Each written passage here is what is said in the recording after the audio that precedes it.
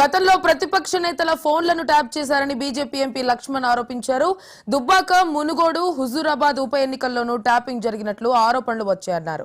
దీని సూత్రధారులపై పూర్తి స్థాయి విచారణ చేయాలని అన్నారు. సిబిఐతో దర్యాప్తు జరిపించాలని డిమాండ్ చేశారు.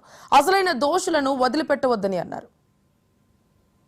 10 సంవత్సరాలు ప్రభుత్వ హయాంలో ప్రైవేట్ వ్యక్తులు మరియు రాజకీయ ప్రత్యర్థుల టెలిఫోన్ ట్యాపింగ్ సంబంధించి జరుగుతున్నటువంటి దర్యాప్తు చూస్తా ఉంటే మొత్తం ఈ ఆపరేషన్ అంతా కూడా సూత్రధారిగా ఉన్నటువంటి ఒక రిటైర్డ్ పోలీస్ ఆఫీసర్ ఆ రకంగా 4 ఏసీపీలు డీసీపీలు వారిని అరెస్ట్ చేసి జైలు పాలైన తర్వాత ఆ అంశాలు చూస్తా ఉంటే ఒకవైపు దేశ భద్రత, అదే రకంగా వ్యక్తుల భద్రత మరియు స్వేచ్ఛను హరింపజేసే రీతిలో ఈ మొత్తం తతంగం జరిగిందని ప్రతిపక్ష పార్టీల నాయకుల కాళ్లను ఒక రాజకీయపరమైనటువంటి ఒక దురుద్దేశంతో మరి వారు ట్యాప్ చేసి రాజకీయ ప్రయోజనాలు పొందారో ఇవన్నీ కూడా మరి ఆ సంభాషణలు, ఆ యొక్క విశేషాలు, వార్తలు మరి తెలుస్తూ ఉంటే దిగ్భ్రాంతి కల్పిస్తూ ఉన్నది.